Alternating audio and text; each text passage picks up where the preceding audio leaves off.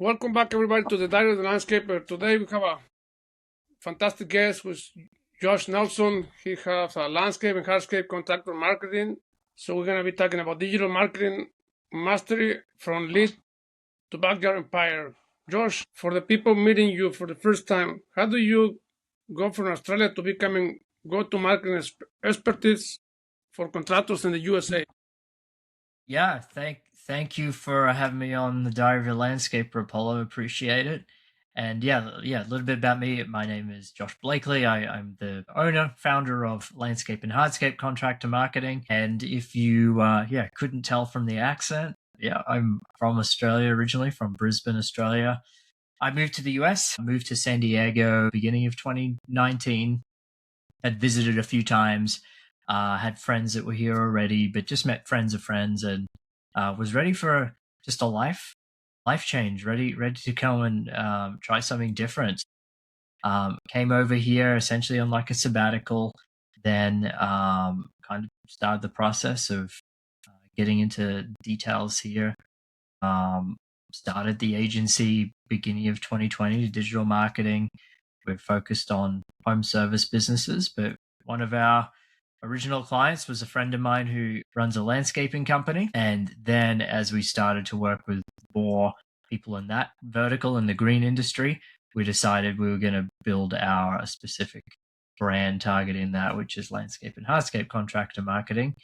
And that's our core focus now. That's great focus, and I like that you said that you start with your friend in the landscape industry, because a lot of marketing agencies out there, they just start from, I would say, in the whole world, but sometimes they don't understand the landscape needs, let's say this way, and sometimes their way of helping is not really helping the business because they're just doing marketing without understanding the landscape. But since you are already in the landscape industry, it's more productive and more, I would say, nail in the head. Yeah. What made you focus especially? Oh, sorry. What made you focus especially on landscape and outdoor living pros? Sorry, why did we focus on that? Yeah, why make you focus especially on landscape and outdoor living pros? Yeah, there's a few reasons. So one of the things working with my friend's company is kind of as you just mentioned now, that you can have generic marketing companies who just might not understand the niche, understand the industry, and there's a lot of nuances that go into just even just the service side between design, build, and maintenance, and everything that's involved there. Seasonality in the business, different locations, across the US, it's different across the board.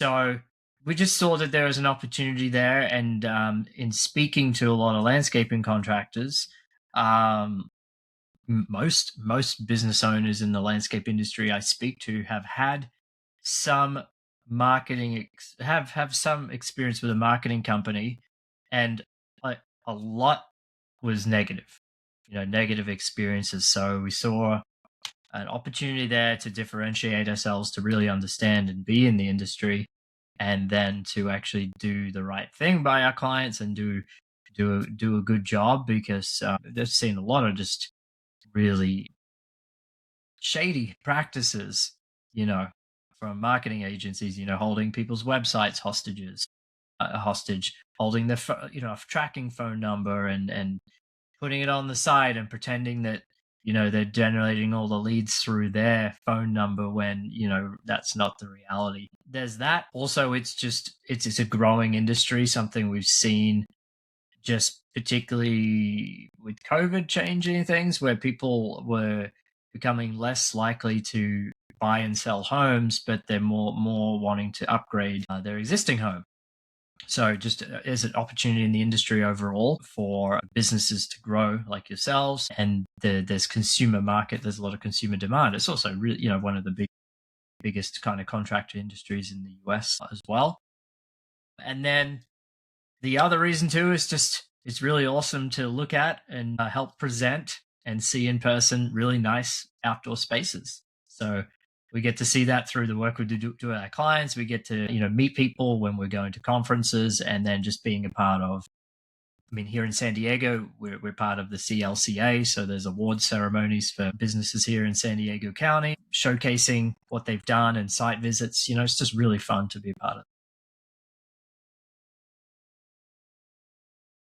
You mentioned about marketing companies. I experienced that myself, getting hostile from the services like keeping your website or things like that. What do you think most contractors were getting wrong about marketing? Well, I mean, first of all, you've got to really look at what your big picture growth goals are for the business.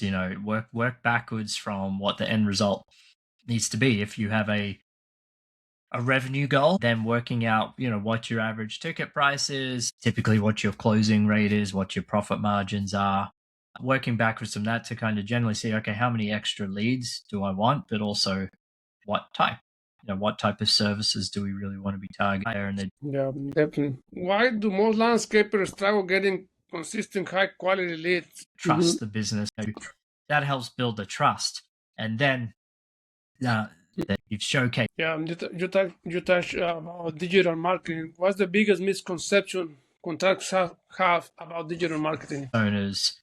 Yeah, I would say, to add up to your great answer, is just a lot of misconceptions too. Is just talking about from the contractor point, right? Like myself, like from the consumer, like if I were your client, most of us think that we just, wow, I hire Josh for marketing, we're gonna be good. But like you said, it's more than that. It's just follow-ups. You can get 100 leads, but if you don't reply back or you don't do anything to make sure that customer or that lead got filtered on your CRM or so wherever, then you just throwing money out there with no purpose. So you said, and there is tools like AI. You mentioned there is tools that AI can help you. At least track that and make the process more smooth. Because I know once we are, most of us, we tend to be so busy in the field that we don't pay much attention on those details. But there is those tools definitely. Yeah. So it's a two. I always say it's a two-way road. You guys bring something, but we still have to meet that road or take our will. That's why I say. That's why so many businesses spend a ton of money in marketing, but still don't grow because of that. They just think, oh, I hired Josh, and Josh is gonna do the magic. Well, yes, you do your magic, but if I don't follow up, I don't do anything on my side, thinking that I just paying you, then it's pointless. Even though I use AI or whatever, AI can do so much, but with our help as well. So, what's more important, more leads or better system to convert them? So I would say, I'm gonna play dumb here a little bit. So the CRM will be like the brain to understand where our money is going and to be able to track if it's, let's say, worth it or not, right? Kind of describe it that way? Pause on things, send emails. So very information. Thank you. You wrote Backyard Empire. What does the Backyard Empires actually mean? Excellent. And that book is available on Amazon, I believe. What are the core pillars every contractor needs to build a strong marketing foundation? You want to be collected in this year. Yeah. For sure, yeah. If someone is starting from scratch, what was the first step should they take? For Google Business. So, back onto the website topic, what separates a high conversion website from just a good looking website? You want these people then to take out the reviews, the projects you've done, all of those things are going to help nurture them to do so and to see you as the right choice. But make it as easy for people to contact you as possible because people have short attention spans. They can get distracted. There are conversion elements of a website that make that really easy. What would you say is more important, messaging or design on the website? Then the customers talking about that. Yeah, for sure. Yeah. If a landscaper only fits one thing on their website this month, what shall that be? Or what one extra thing they need to fix? Yeah. On their website in this month, what would that be? One thing. Conversion. Where should contractors focus right now? SEO, pay ads, or social media, or AI, I would say. Putting social media, you should be doing it, but it's not really going to be generating you the lead flow that's going to come from the other channels. But it will build your branding, and that is going to lift every. As a contractor myself, this question is related to that. How long should someone realistically expect before seeing results on SEO? Because I've been getting calls like hundreds a month, I would say, promise it, I can put you in the top of Google in 20 days and 10 days. What would you say about that? So yeah, I would say it can be, you can start seeing results on 30 days, like you said, but it's a lot of work involved, not just saying, oh yeah, we're just going to do keywords and that's it, right? That's the old updated version, right? Yeah. I mean, and the reason I ask is because I'm pretty sure that the same way I'm getting all those cold calls, the hundreds of landscapers are getting those calls too. Yeah. And believe me, there is some companies they can claim they can put your name on the top of the world. But one guy told me in a week, and I said, come on, man, unless I'm in the middle of the desert and there's no competition, I believe you could. But here in the Bay Area, I'm for sure it's going to take more than, I would say 20 days or 30 at the most, but less. But no, in a week, and they said, oh no, we're going to make the jump into the trending topic, AI. Well, you talk about AI trends. How is AI changing market for the landscape right now? Or from your perspective, from the marketing, since your business is related to that, you also have a friend, so we could touch about both a little bit. How can they help, or how can you help implementing or training people through your service to implement AI? And also how AI is changing the industry as you see it. Clearly a lot of things happening with AI.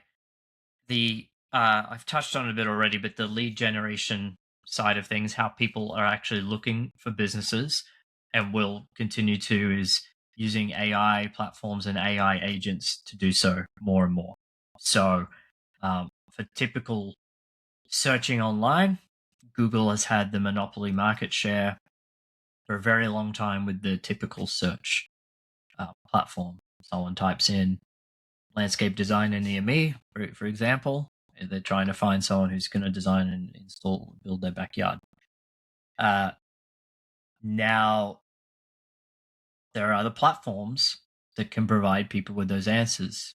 ChatGPT, Claude, some of the big ones. Google is still the most important one, and Google have Gemini. They have their own one which is tied into that. And even just this week, they released a Gemini embed into the Google Maps app on your phone, where it will actually help you search more directly. So AI is changing the intent behind people's search terms, or I'd say rather the results they're getting back. So AI is so much more succinct in your agent is going to be looking at your reviews and scanning all of that information. They're going to be looking at businesses that are listed in the local chamber of commerce or on the Better Business Bureau website. They're all things that they're referencing, and they tell you AI platforms are great. Actually, they reference where they're getting the information from.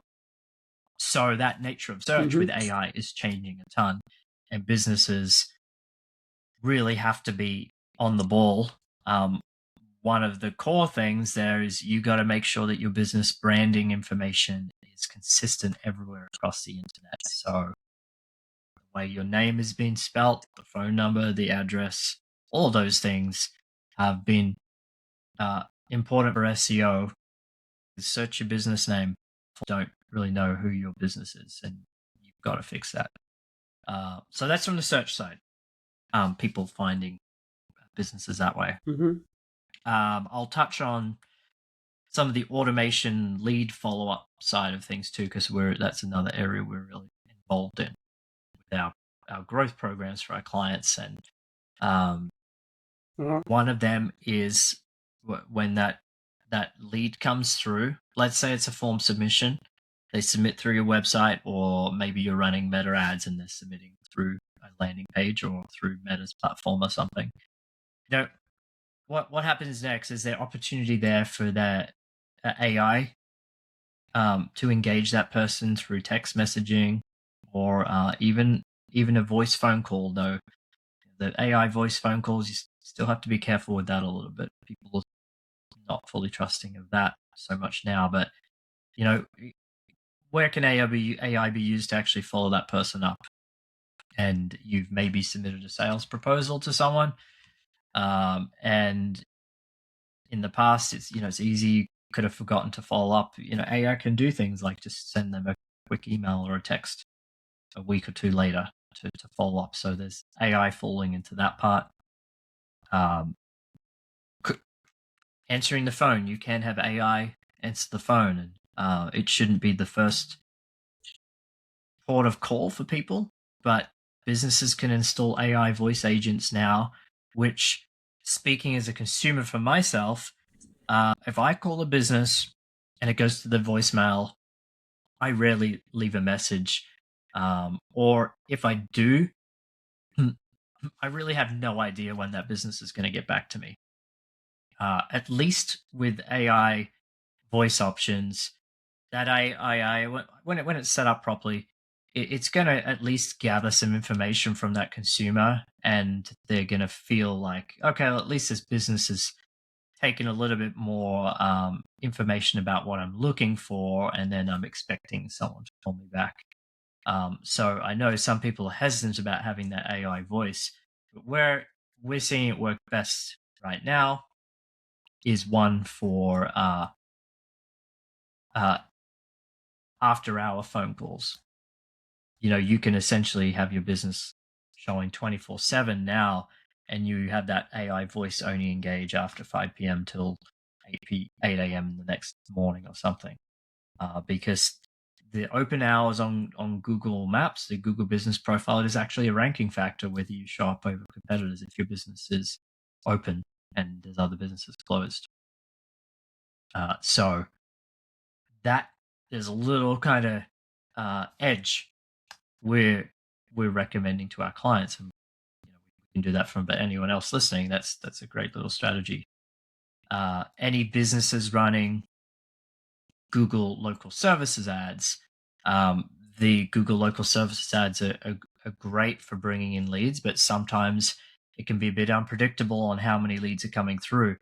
One of the things that Google will do to push your business to show more than other businesses for local services ads is they're checking and recording, listening to what's happening when the phone call comes through. So if you are finding you're not answering calls coming through local services ads, at least get an AI agent in there to answer the calls and get your business showing up more often than the competitors for those. Or they're going to push you down to the bottom. You're just never going to get leads. You're not going to pay for it. You don't have to pay them, but you pay per lead on that platform. So if you are really wanting more business, you've got to do that. So there's a couple of the kind of core things we're seeing there working great just for AI automation and agents. So yeah, hope that answered your question. Yep, great information. Thank you. Just to recap on that, what are practical ways a small business can start using AI in the landscape industry? Yeah, look, we were speaking about this before, but the AI platforms have sections where you can save your business details and pretty much give that platform all the information it knows about your business. Claude is great for this. Claude Projects, ChatGPT has it as well. Gemini, you can actually hook Gemini in if you're on the Pro subscription, hook it into your Google Drive if you've got all your business information there, and it will, your calendar, your emails, it's going to pull that in for its responses. But you can start to really streamline a lot of your email communication. Look, Claude, ChatGPT, Gemini, they all have different methods to load in your business details. But once it has that background information, you can use it for all kinds of methods. Communication, clients and team are a big one. Writing emails, writing social media copy, anything like that is fantastic. But also brainstorming things with the AI if you have questions, or getting it to research information for you about your business. There's so many things you can be doing there with AI just to get business ideation out and doing that there too. And then, more advanced side of things, there's things you can have to have it running in the background while you're out in the field doing things on your computer or whatever. What do you need to do? But it's moving so quick. But for someone else who's just starting out on it, get that AI trained on who you are, what you do, who you serve. Perfect. Yeah. Now this is kind of taboo one. Do you think AI will replace marketers or just make it more efficient? It's going to replace marketers it's going to replace bad marketers. And that's why I kind of talked about marketing as a partnership. The marketing companies who are just specific on a service or who aren't actually looking at the return or what's happening with the leads, or, are they even generating leads for a business? They're going to start to fall away. And we see marketing more as helping businesses implement AI in each stages of what they're doing, but particularly on that lead generation, lead follow-up, lead nurturing, and connecting up the technical things as well. That even with AI getting better and businesses can spend time talking to an AI to figure out how to do things, like it's a choice to have more money than time or more time than money. So if you don't have the time, the marketers who can actually help businesses solve that real business challenge are going to be the ones that stick around. Yeah, for sure. I like when you say that it's more like a partnership than just in the money industry. Of course, you need to get paid to do your service, but it's more like I'm gonna help you, and you're gonna help me. And a lot of those calls that I get, like I said, they just seem they go after your money. Like, oh, they promise you the moon and the stars, but they just seems because I do all those questions like, hey, what are you offering? What is the clients that you have helped already? And most of the time they just hang off the phone or they just disconnect the call because they don't have that. They just want your money. Yeah. And it's more like a bank. And all businesses is partnership, I would say. Yeah. What is one AI tool every contractor should be using right now? I mean, a lot of the CRM platforms have AI integrations in them. So I did say that earlier, but besides the obvious ones like ChatGPT, Claude, like we talked about, but get a CRM that actually has AI capabilities in it, because you're going to be able to start bringing on little pieces of that into your business. Okay, now back to the email follow-ups conversions. Why is follow-up more important than leads generation?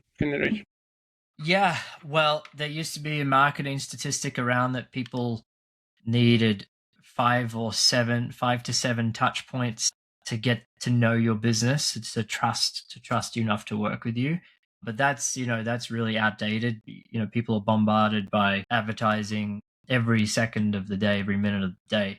So I think the latest stat I've heard it's more 14, 15 touch points. But, just that little follow-up shows you are interested in them and you're taking the time to learn more about what their goals are. So follow up, listening to what they're actually looking for, sending them a project you've done similar to their situation. That goes a lot, and shows a lot. Shows that you care about them and that you really understand what they're looking for. So those are all parts of that follow up sequence. How can contractors improve their closing rate without being pushy? Follow up without doing it in a pushy way. There's ways to do that. And look, this is where you can actually use AI to help you out a ton. And you can have AI learn your business, how you operate, what you stand for, have your customer testimonials in there, and help it draft things for you if you don't have automated things in place with the CRM or something like that, or just someone who needs that personal touch. Give the AI the information about that lead and help you draft something there. That shows that you're not pushy, but again, you're taking time to understand what they're looking for, and then you're showcasing how you've done it for someone else in that situation. So yeah, I like when you use train AI, because a lot of people is confusing, I guess, or just saying that way, right? Confusing, because they think AI is artificial intelligence. Yes, it's like your phone, smartphone. But if you don't put your input there, your information, the phone is just a phone. It's not smart. Same thing with AI. You have to train it like, oh, look, this is our business. This is what we're looking for. This is our niche or whatever branding that you specific, like let's say irrigation, hardscape, planting, or maybe maintenance. Any of those things, you have to tell them, hey, look, we do it this way because this and this and that, X and that. Now AI is gonna bring you a lot of resources and a lot of help on how to be more successful. But if you just dump things, asking questions, AI is gonna treat you like a search engine, and it's just gonna give you all the information, and you're gonna be overwhelmed. Like, I thought AI was smart. Yeah, it is smart, but you also have to tell. I would say you can start by talking. I did it this way. I start talking like it was an employee, right? Hey, AI, this is your role. This is your role. You're gonna take care of the my chat on the website, my chatbot, right? Yeah. You're gonna answer this and that based on this, but this is where we focus. If someone is asking for something else, either send it to me or just say we don't provide the service, and you can train it not to give prices. Give it context. Prices. Yes, giving context. So yeah, it takes a little bit of time. It's not just I'm gonna pay the $20 or the free version or the $200 version, and everything is gonna be solved for you. No, you still have to train it like employee. What role does marketing still plays? What role does email marketing still plays in today's world? Yeah, do it. Email marketing. You don't have to spend anything to do it, and if you do it the right way and just give value to people, you help nurture the people you've spoken to in the past. I mean, and I have a chapter in my book, in the Backyard Empire book, about this. Just start doing it monthly, and again, use AI to help you. Just do a monthly email to your database about the projects you've been doing, and just keep it informative and interesting. Like, people, I love looking at projects that have been done and seeing the story behind it, reading about that. So people on your email list, your database do as well. So keep yourself top of mind, but get a monthly newsletter just put out in place. And then every single lead that comes into your business, make sure you get that email and just add to your CRM that way. And then when it comes time of the year when maybe you have a promotion or a special, then you can push that out and you're not being too pushy about it. But just keep people updated on what you're doing with your business, like you would be doing on social media, but do that for email as well. You've been working quite a bit with a lot of contractors. What separates them from scaling to stay stuck? I mean, every business owner really has got to work their way on that journey of stepping out of the business to work on the business and not be just working in the business. So the business owners we see succeed the most have built and invested into a great crew, a great team, and as they've grown, they've hired or built up existing employees to step into roles where they're not so focused in the day-to-day things, and they can take time off to look at big picture strategy, learning how to grow the business or improving different areas, whether it's sales or learning about the changes in AI and how they can maximize that. So as AI can take over some aspects of the landscape business owners who are just savvy about really putting the right team in place, we see that working the best. What systems need to be in place before turning up marketing? Well, I mean, your fulfillment system and the way you can handle client work is, that's got to be set up well, that you're doing what you say you're going to do all that. Again, a good marketing company is going to help you with a lot of the back end systems in terms of the lead journey into sales. So yeah, marketing partner can do that. We have that set up. We integrate our CRM we have for clients into their own project management systems and do that as well. So if you've obviously got to have the project management fulfillment place set up properly. But you can, if you haven't got Yeah, the I other would stuff say, set up too much, you can get that in place with good marketing. yeah, definitely marketing is a great tool and a great benefit for any business. But in our landscape industry, marketing needs to be implemented once you able to do. And I will talk from my own perspective with that, because I start from being employed to owning my business, and we tend to know that it's just, oh, I know how to do the work, so I know how to run the business. And it's not the case. You need to have those systems in place so you can have marketing and be successful, because otherwise you're just running, I would say, like a chicken without head. You don't have no direction. Yeah.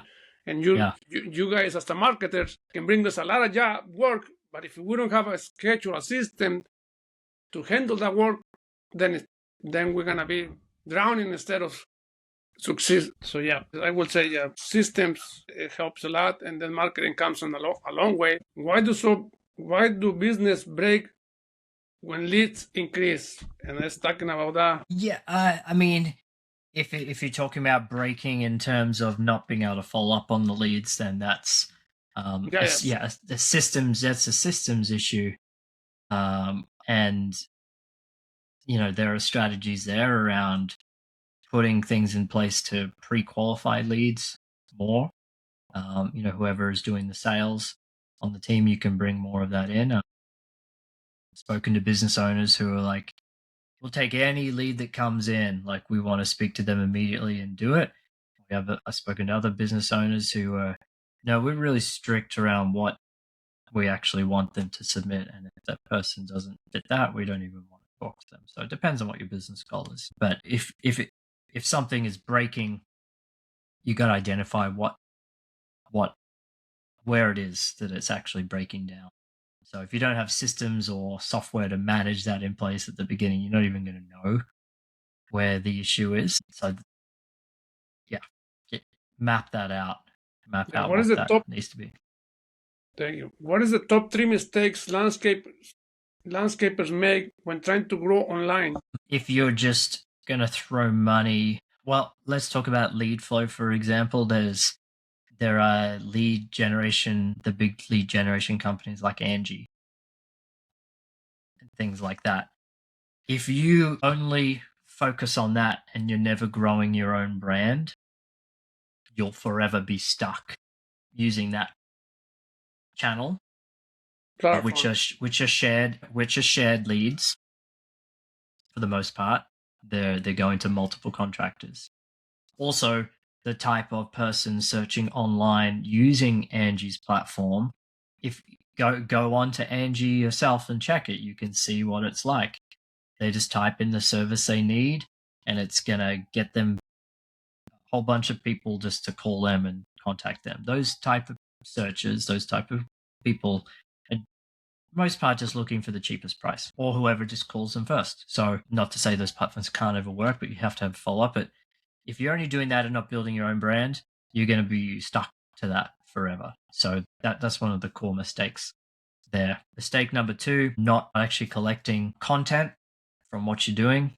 You should be getting videos, photos of everything you're doing from start to finish. Review, testimonial video, if you can, from the clients, and then putting that up online. So content creation there as well. And then the third one is just picking the wrong companies to work with for marketing. And I'm going to say this one, I'm obviously biased because that's what we do, but picking a generic marketing company and expecting the magic bullet, you kind of talked about that, just expecting magic bullet results. You've got to be really choosy, really do your research on who you decide to work with. And if it's the phone call salesperson, really do your research before.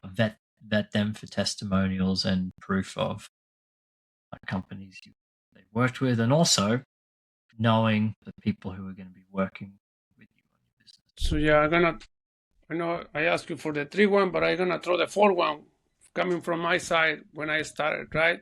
And that one is not trusting marketing agencies or people like you. We just think I can do it myself. We don't have the knowledge, and also we don't have the time. It takes a lot of time to do marketing, even though it's AI there. But at the same thing, you train it to be helpful on your side, you have to train it to be professional marketer. So sometimes it's better to pay people like you, professionals like you, to do that and take that load out of our shoulders. Because the more time I can buy, the better for me. And a lot of people don't see that. They think, oh, I'm gonna pay this guy this much, but but actually you're not paying that. You're Joshua or Josh or whoever you pay there. You're buying back more time for you to spend it on the business part that you can enjoy and be more productive. So yeah, that's the for me mistake I will throw out there, that sometimes we don't see the value. We just think, oh, I can do it myself. No, we're lying to ourselves. Pay someone, folks, that can help you. But again, like you said, do research. Don't just trust the first guy to call you. Hey, I can put you there. No, just do research, ask, and find the right one to suit your needs. I will also recommend, like you guys, start with your friend who owns a business which is involved in the landscape industry, so you have more knowledge on that versus hiring a marketing agency which has been working with, let's say, makeup artists. They may be great in that niche, but over here they're gonna be lumpy or lucky, I would say. So that's the research that we have to do as a contractor. But I would say trust is another mistake that we put there. Yeah. What do you think a contractor should stop doing immediately on leads? Like, I would say, like an example, one example that you did is like, if you pay Meta ads, but with no CRM, nothing, you just throwing money there. I would say that one. But any other one that you have a pre-qualification process in place. You can do that through your messaging. We talked about that on the paid ads platforms. You can require certain information before they can submit it to you, and you can do that with your website as well. So, determine what you want that to be. And then, phone calls. I mean, you can do things to block spam and robocalls on your phone. That's not so much pre-qualification, but it saves you time. But have that pre-qualification script written out, memorized. So if you can tell the person you're speaking to on the phone is not your right type of client, you don't need to spend too much time doing that. You can pre-qualify pretty quickly and guide them in the right direction if it's not what you do. Yeah. You've been in the industry for quite a good time doing the marketing. Was something that worked 5 years ago, but no longer works today? Just keyword stuffing websites with an old SEO tactic. The way search works now, and AI searches as well, they can understand a lot about the business. It doesn't matter how many times a keyword is stuffed on your page for that anymore. But yeah, it does mean you have to structure your websites properly, so AI and people can read it and it makes sense. And it also means that there's other technical SEO that you need to be doing on the websites to help those crawlers, those robots, AI, understand your website quickly and make you a trusted source. Great, thank you. One marketing myth contractors should ignore. Sorry, one marketing myth contractors should ignore. Like a marketing trend or something like that? Yeah. There is the automated robocall saying your Google Maps listing is not showing up or something like that. I would just, anyone who just has an automated call coming through to your business, ignore that. And you can put filters on phones with CRMs and stuff like that to stop those calls coming through. One AI tool that worth every dollar. I mean, pay the $20 to get Claude is what I would recommend. I mean, ChatGPT is pretty good too. Gemini is great. They're all pretty good, but I found Claude really is.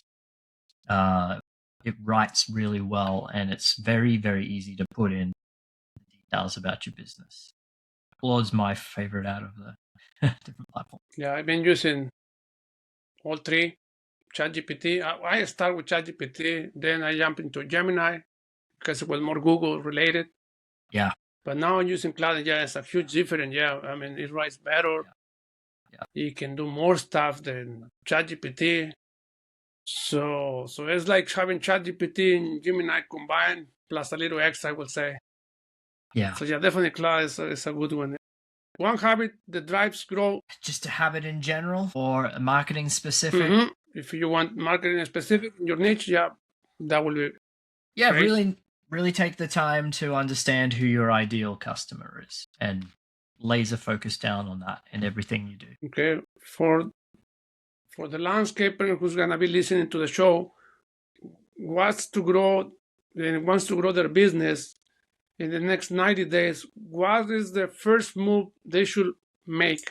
If they're currently running marketing, do an audit to really see where they're at. And I have this conversation pretty regularly, but it's like often they're not sure what the return on investment is for marketing that a business might be running. So you really need to take a step back and look at that. And if you don't know, you do need to put some tracking in place to see which channels are actually generating, how many leads and the quality of the leads, the type of inquiries that are happening, and then the closing rate for that specific channel, what that looks like, what the ticket prices are on those sold projects or services. So yeah, if you're doing that, find out exactly where you're at as that starting point, and then start thinking about marketing as something that's working together across multiple platforms rather than just dialing everything on one specific level. You've got to start to look at it across the board. Sure. Now, from your business perspective or from your business side, if someone wants to hire you, will you help them or you can help them doing those audits and walking through the whole process? Or Yeah.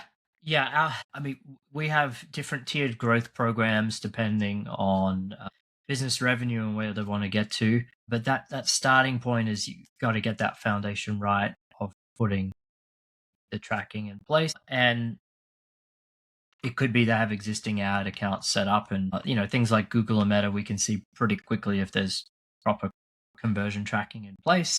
SEO, we can run SEO audits and see what's actually happening there. And then other channels, it's more like, okay, well, we have our CRM, we have for all of our clients, start putting things into the CRM. If you're doing direct mail campaigns, have a tracking number in the CRM so you can see what's coming through the direct mail there, or a QR code, landing page built out, those types of things.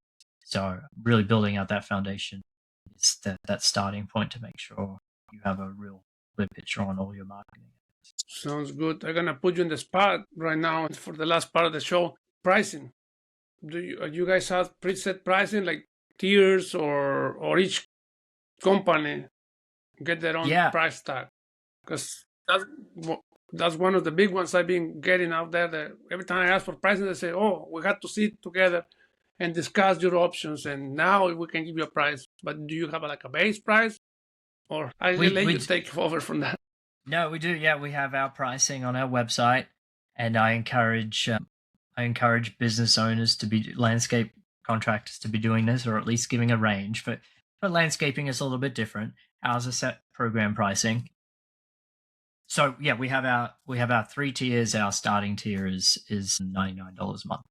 So we have that on our website. That's strategic for people to spend time looking through it, and also for AI and SEO as well. But I did look at your website. I saw you had some of your maintenance pricing packages on there as well. I saw you had specific pricing there. But for our industry, I'd recommend you start putting pricing up sooner rather than later, or at least give people a starting out price, or at least give people a price range. If you're showcasing a project and you don't want to have all the details in there, just give a range. Like people are starting now to really be wanting to find out pricing before they speak to a human. And that's only going to increase as people start using AI agents. So if you're the business showing your pricing on your website, AI is going to scan that and give that information back to people. And there are pricing estimators, software, things you can embed on your website now. Well, there always has been, but they've gotten a lot more robust. So definitely look into those things too. Thank you. Very great. Yeah, because that's one of the biggest pushbacks that I have from all those calls that I told you. they don't want to give prices unless you sit with them either for 30 minutes call or 1 hour call. Yeah. And I tell them, if you're not willing to give prices at the beginning, that means you just want to get my money. Because you have to have a basic package. Like you said, you check my website, I have basic package there. I might not have all the prices of my business, but at least I give you something to start with. Yeah. All those companies, they don't want to. So that's why I put you in the spot. But I'm glad you have those answers. I don't have no more questions. It was a great show. Yeah. It was a pleasure having you here. Hopefully, a lot of people contact you. I'm going to check your website because I'm definitely need help on that. So I'm going to be checking your package and everything. Yeah. And we can go from there. But thank you for your time. Yeah. It was nice having you here. Yeah, I appreciate you having me on, Apolo. Thank you, and happy to chat with you or anyone listening further. Now, before we end up the recordings, anywhere people can find you, or give your social media tags or whatever. Yeah, so you can find us on that. Our website is landscapecontractormarketing.com.